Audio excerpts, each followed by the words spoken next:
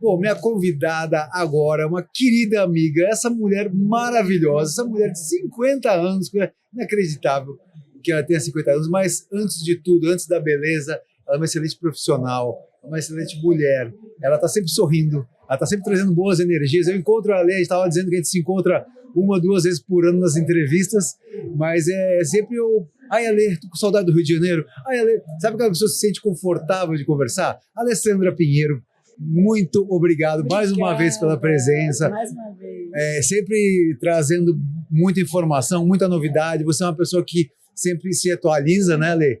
E a primeira pergunta, eu quero assim, há quantos anos você se formou em educação física?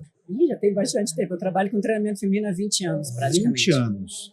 E, então você pegou todas as fases aí, né? Todas as fases. E isso, se a gente for contabilizar, eu já treino há 36 anos ininterruptos. Caramba. Então você imagina, eu tenho 50 anos, metade da minha vida foi dentro de um ginásio de musculação. E de fato eu comecei com 14 anos. Porque sempre que falo isso, fica alguém pensando assim, 36 anos com 50, mas eu comecei aos 14 anos de verdade dentro de um ginásio. Eu sempre gostei. Você era aquela esquisita que ia todo dia na academia. Assim, culturalmente para mim era muito comum. A minha vida inteira assim, eu sempre acordei para ir treinar. Tá, desde os meus 14 anos. Então isso é muito natural para mim. É a sua rotina, é minha como rotina. tomar banho. Não, é exatamente, acordar para treinar, sempre foi assim. E a Lê depois estudou nutrição. Sim. Já tem um tempo também, né? Já tem um tempo. Quantos? Já tem uns 5 anos, já 5 quase na anos. nutrição, exatamente. Mas assim, você, antes até de estudar nutrição, você já estudava, não tinha formação, mas já estudava nutrição. Então, como você falou, você convive nesse ambiente há muitos anos, né? Isso traz todo o seu conhecimento, você é uma grande palestrante, você faz consultorias, então você representa algumas marcas. Ale, quando você olha o universo hoje, né, se transformando, e a gente sabe que nós que falamos desse assunto antes da pandemia, era muito difícil, né, falar sobre esse assunto, não tinha tanta atenção. Depois da pandemia, que o jogo virou, que a maré ficou alta, como é que você vê esse turbilhão de coisas acontecendo? É um treinamento novo que não é novo, estão descobrindo a roda de novo, né? Estão dando outro nome. Mas como é que você enxerga esse turbilhão do fitness, wellness hoje em dia?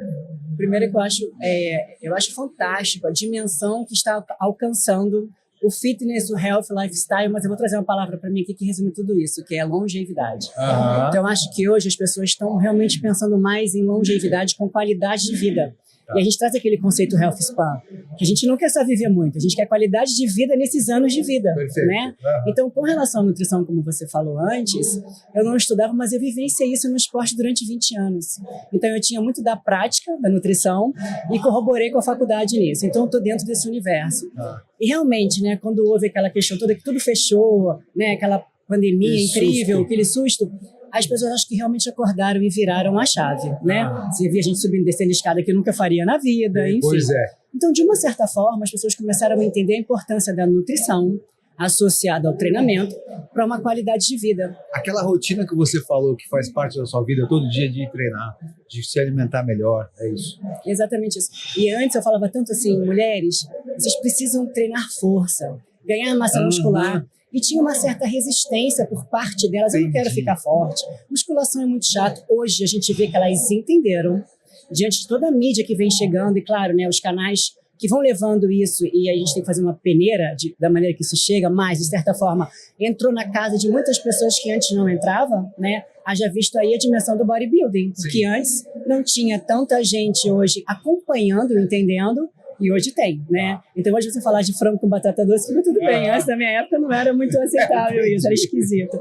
Então as pessoas entenderam que esse casamento, e tem que ser um casamento mesmo, que não existe saúde sem nutrição, não existe resposta no treinamento sem nutrição. Porque o treino constrói, mas a nutrição mostra. Tá.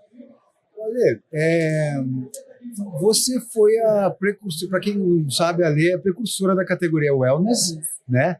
Que a queridinha, né, do fisiculturismo. Como é que foi esse start, assim? Como é que surgiu? Pô, vou subir num palco, qual é a categoria? Você escolheu a categoria te escolheu? Como é que foi esse processo? Eu acho que foi um pouquinho dos dois, sabe? Porque eu sempre estive envolvida, então naquela época, vamos falar aqui de 2005, antes de 2005, o que a gente podia acompanhar do esporte, do fisiculturismo, era revista, e pouquíssima coisa de internet, não tinha nada, né? Não tinha acesso, mas eu sempre me encantei com o universo, mas não só pelo físico, pelo lifestyle, que é o comer e o treinar. E eu um dia pensei assim, um dia eu vou estar num palco como esse, eu não sei como, mas um dia eu vou estar. E a história que eu já contei, mas eu gosto de falar de novo porque foi muito interessante como começou, eu estava andando na rua e o presidente Gustavo Costa, que era o presidente da federação na época, me parou na rua e falou, olha, semana que vem, sábado que vem, ele me parou no final de semana anterior. Eu criei uma categoria chamada Wellness, ela vai ser criada, ela vai ser apresentada sábado que vem, amanhã é o primeiro campeonato, queria que você participasse da competição. Eu olhei para ele e falei, mas eu? Porque na minha cabeça era aqueles físicos americanos, Entendi, né? aquela coisa falei, estou muito longe. Ele falou assim, Ale, é esse físico de praia que eu quero. Foi isso que eu escutei. Foi na praia que ele te abordou? Não, no meio da rua, no meio da rua. Eu falei, esse físico de praia, então tá bom, então eu vou. Não avisei ninguém, não tinha preparação, pré-contest, nada. E aí eu fui competir e quando chegou naquele sábado lá no Teatro Baden-Powell, lá em Copacabana... De pose. Então, não tinha nada. A categoria estava sendo criada naquele dia. Ah, entendi. Então, a primeira campeã da categoria ia sair naquele dia. Eu tive a felicidade de ser a primeira campeã da categoria. Foi quando eu conheci o Rogério Camões. Daí ele começou a me treinar, começou a me preparar. E desse dia em diante, nos cursos de arbitragem, era o meu desfile e as minhas poses que eram passadas para que os árbitros soubessem como julgar na categoria Wellness. Eu fui a primeira campeã que subi de biquíni bordado, de sandália de acrílico. Então, você ter criado toda essa história e ver aonde chegou hoje com atletas incríveis, né? Hoje eu falo que é a menina dos olhos, né? A categoria Wellness, ela é. Então, a gente olha assim, a gente fala, olha onde a categoria Wellness chegou. Na minha época, só tinha nível estadual, né? Então, assim, muito, muito interessante. Ali, a gente pode falar tranquilamente sobre, por exemplo, vários temas, inclusive hormônios, né? Sim. Que fazem parte, por exemplo, a gente vai ficando mais velho, a gente faz uma reposição hormonal, que é sinônimo de saúde. Sim, sim. Obviamente, o esporte profissional utiliza com fins estéticos para competição, não é saudável, como nenhum esporte de alta performance é saudável, né? Meus filhos jogam futebol, eu sei que tem os riscos ali, mas o atleta se expõe a isso. Mas quando a gente fala de uso de hormônios para o adolescente, para a molecada, que tudo bem, às vezes quer subir num palco e tal, como é que você enxerga isso? Porque hoje realmente deu uma banalizada, né? É um pouco assustador, né? Porque a gente sabe, a gente estava agora há pouco no bastidor falando um pouco sobre equilíbrio, né? Sobre equilíbrio, fases, né? A gente tem fases de alta performance, outras fases mais low profile e tal. Como é que você enxerga esse boom aí do uso de esteroides anabolizantes? Vou pegar o gancho da sua fala anterior, que eu sei que muita gente realmente fala que o esporte de alto nível não é um esporte saudável, não é saudável. Mas eu gosto de trazer uma fala que eu sei que ela é um pouco contraditória, porque o esporte de alto rendimento, ele é saudável sim, a depender de como você se mantém nesse alto rendimento, de como você chegou nesse alto rendimento. Eu vou trazer uma frase que eu sempre trago, que é assim, eu sempre fiz tudo para competir, mas eu nunca fiz de tudo para subir no palco. Ah, que legal, gostei da frase. Então, o não fazer de tudo me tirou dessa questão do não saudável. Entendi. Porque eu não ia fazer qualquer coisa, né? Eu abro a qualquer custo por conta de um primeiro lugar. Entendi. Então, por mais que eu não fizesse e me custasse um primeiro lugar, eu tinha uma vida de 364 dias fora do palco. Perfeito. Então, o cabelo que eu tenho é meu, o rosto que eu tenho é meu, tudo é meu. E eu nunca pensei em comprometer isso. E hoje, essa larga escala de uso, de informações que chegam, de acessos, né, que as pessoas vão ter acesso de qualquer maneira, sendo certo ou errado, as pessoas têm acesso. Isso eu acho que atrapalha muito, esse fácil acesso, o acesso ao que não é verdadeiro, né? E poucos médicos falando sobre isso, de forma que entregue conhecimento, né? Então, acho que a gente tem que ter uma medicina, uma nutrição que fale para levar conhecimento. Então, a área que eu trabalho hoje, que é a área de climatério e menopausa, a reposição hormonal, ela é um dos pilares para essa saúde pós 50, 60 anos. Tem mulheres que não podem, tem mulheres que não querem, mas a reposição hormonal é diferente de você hormonizar uma mulher. Perfeito. Você repor hormônios em uma mulher que está sem essa produção é você trazer ela para um patamar de saúde, né, um patamar fisiológico que era dela. Hormonizar uma mulher é totalmente diferente de repor hormônio. Entendi. Então, essa linha tênue que a gente tem que tomar cuidado. Você falou da importância dos profissionais de saúde se comunicarem, né? Educarem. Ao mesmo tempo, em contrapartida, os influencers aí, às vezes a maioria não são profissionais da saúde, banalizam, né? Muitas mulheres, minha voz ficou grossa mesmo, tipo, brincando com isso. Isso me incomoda um pouco. Porque o fato de, vamos trazer o universo feminino, uma mulher chegar aqui e falar, eu sabia que ia engrossar, eu quis engrossar a voz, o cabelo vai cair, eu coloco mega. Isso não é nada positivo você trazer para uma adolescente que está treinando, para uma mulher que tem 40 anos e falar, mas então é só esse o caminho? Não, não é só esse o caminho. Não é só esse o caminho, porque esse caminho é curto, o preço é caro e a resposta não é positiva, porque os colaterais vão vir. E não voltam, né? Feminina não volta, tá? E as pessoas não se preparam nem para isso. Se todo mundo, pelo menos, procurasse bons profissionais, Sim. e são as pessoas que não são da área, que trazem informação, haja visto agora os peptídeos. Uhum. Mas, nossa, tá todo mundo falando muito de um produto, uma ferramenta que a gente vai ter que é um avanço, né? Mas que não está liberado ainda. Entendi. Então, todo mundo mostrando, usando, mas o meu resultado. Mas você está utilizando uma coisa que não foi liberada. Então, como que você traz isso? Perfeito. Entendi. Mas alguém consegue? Consegue como? Tá tudo errado. Desde a hora que você consegue até a hora que você usa. E você levar isso para a internet. Né? Então, eu acho que a gente tem que botar o pé no chão. O que a gente tem aqui para usar que está comprovado, que foi feito um estudo em humano, que a gente tem acesso. E que você está comprando uma matéria porque você conhece aquilo. Né? Então, eu acho que isso é muito importante. Por isso que tem esses problemas acontecendo. De onde vêm esses produtos? As pessoas usam por conta própria. Compra, a pessoa mesmo que muda a dose, diminui a dose, aumenta a dose. Gente, pra vocês saberem, eu vou fazer uma entrevista mais longa com a Lê, tá? Porque eu tenho que aproveitar que ela tá aqui. As canetas GLP-1, você que atende muitos pacientes e tal, eu sei que tem muitas mulheres que realmente têm uma dificuldade muito grande de perder peso. E a caneta surgiu aí como uma boa ferramenta para mudar. Mudou mesmo a vida das pessoas, das mulheres, principalmente? Os análogos de GLP-1, eles revolucionaram o emagrecimento, né? Só que eles trouxeram, eu falo muito isso nas minhas palestras, tudo bem, a gente pode estar acabando com essa pandemia da obesidade, né? Mas será que a gente vai ter uma nova síndrome, que são de mulheres novas e sarcopênicas? Porque parece que mexe com o psicológico. Ela fica magra, quer ficar cada vez mais magra. E assim, eu vou falar algo aqui que talvez se torne meio polêmico, mas assim, sentir fome é fisiológico. Perfeito. Tá? Não, assim, não está errado você sentir fome. E aí a gente tem que entender o seguinte, claro, existe essas impulsões alimentares, compulsão alimentar, tem gente que tem o que a gente chama de food noise, que é aquele ruído alimentar, é o seu cérebro pedindo por comida o tempo todo, né? Aquele sistema de recompensa. Os análogos, eles atuam e silenciam isso, mas silenciam tanto que você não tem mais esse comando. E quando o seu cérebro, o seu corpo, ele fala assim, estou com fome, a sua célula precisa se alimentar. E as pessoas não estão mais se alimentando, estão pensando só nessa questão, né? Todo mundo para de comer, mas para de comer e aí? Não entra nutriente, não entra vitamina. Então, acho que o processo de emagrecimento hoje não é pensar em como emagrecer, é como não perder músculo. Perfeito. Né?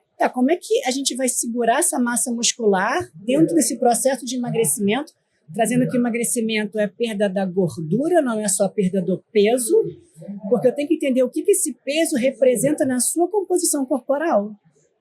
Porque 60 quilos, se você tem 30% de gordura, mas 60 quilos você tem 20, 18, já muda todo esse quadro. Perfeito, entendi. Né? Então a gente tem que entender assim, não é agora como que emagrece, é como que eu não perco massa muscular no processo de emagrecimento. E aí entra muita musculação, né, Lê? A musculação e uma dieta que tem que estar sinalizada para isso. Então, o primeiro macronutriente que as pessoas têm uma certa resistência é a proteína.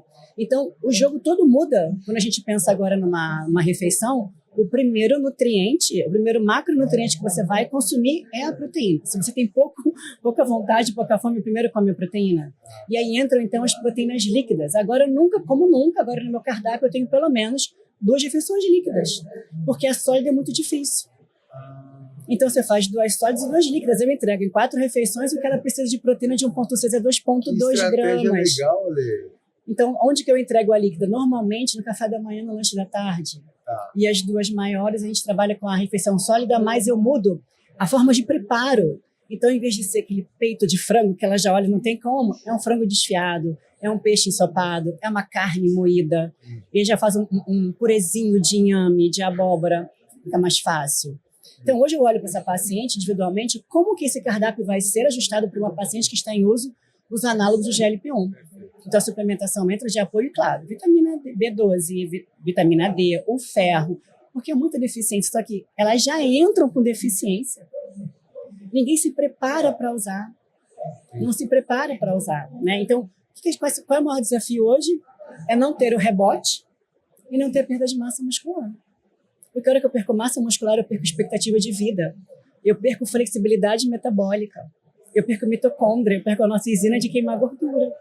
Perfeito. Olha como é que essa balança está ficando desnivelada. Entendi. E agora vamos para o treinamento, né? O treino de força é tudo, treino né? de força, né? Eu queria falar sobre o treino de glúteos, né? Porque hoje as academias até perceberam estrategicamente, né, o marketing de ter uma área de glúteo. Às vezes ele só reorganiza os equipamentos, põe ali uns 5, 6, 7 equipamentos que trabalham glúteo e fazem um circuito.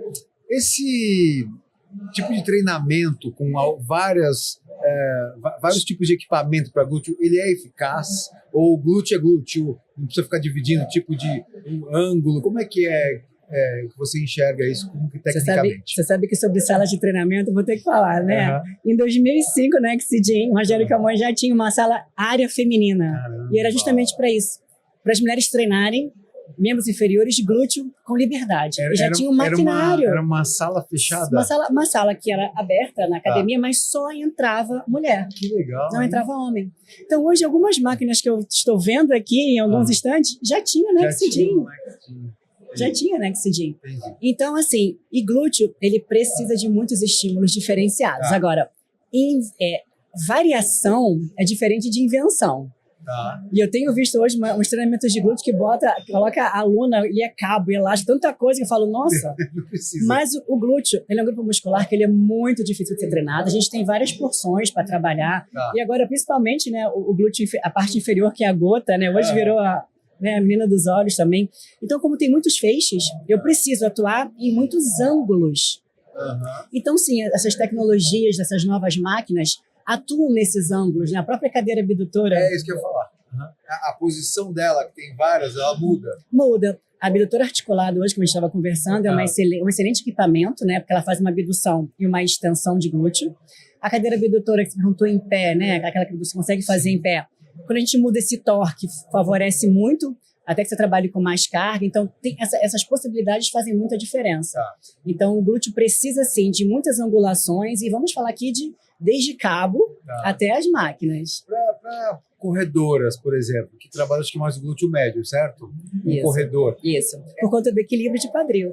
Estabilização de pelve. Você sabe que o glúteo médio, eu falei isso na minha palestra ontem, todo mundo dá muita ênfase para o glúteo máximo. E é volume, pensou em volume, projeção e tamanho, é o glúteo máximo. Mas quando você pensa em estabilidade de pelve, em equilíbrio do nosso quadril, o glúteo médio age. Sabe por quê? Porque, às vezes, lesões de lombar e de joelho é por conta de um glúteo médio fraco. Exatamente. Existe, então, tem mulheres que têm o glúteo máximo muito fortalecido, o glúteo médio... Às vezes não trabalha como deveria o glúteo médio pensando nisso. Exatamente. Entendi. Então, tem que ter esse equilíbrio. Então, é um grupo muscular que precisa de muita atenção e essa variedade de treinamento, sim. Você veja, hoje a gente tem algumas dificuldades para algumas mulheres ganhar massa muscular, que é a depressão trocantérica, aquela cavidade na lateral do glúteo, e a amnésia glútea. Tem mulheres que têm amnésia glútea. O que acontece? Não chega a sinalização para ativação do glúteo. Tem que fazer o quê? A gente trabalha com alguns exercícios, por exemplo, com essas mulheres que têm dificuldade, aquela caminhada lateral com a mini band, eu aplico com as minhas alunas, elevação pélvica unilateral sem carga mesmo, só para ativação da contração do glúteo. Que legal. E aí ela já entra com esse músculo mais ativo e ela consegue fazer, então, os outros exercícios. Mas virou o alvo, né? Mas você pensa que glúteo, ele é um estabilizador do nosso centro do corpo. Ele tem uma ação de estabilizar o nosso centro do corpo. E, não sei se você sabe, mas ele pode prevenir, né, um quadril forte, ele previne quedas e fraturas na pós-menopausa. Maravilhoso. E uma queda para uma idosa pode ser fatal, né? Exatamente. Hospital, a maioria ali que você veja nesse momento de fratura é fratura de quadril. Perfeito. Então, o glúteo não é só estética, né? A frase era essa, glúteo não é só estética. O primeiro slide era assim, antes de tamanho, vamos falar da função. E tem um artigo muito interessante que fala que a massa muscular do glúteo é um preditor de longevidade. Olha que incrível. Entendi. Então, treinar glúteo, ter um volume, né, e um tamanho com qualidade...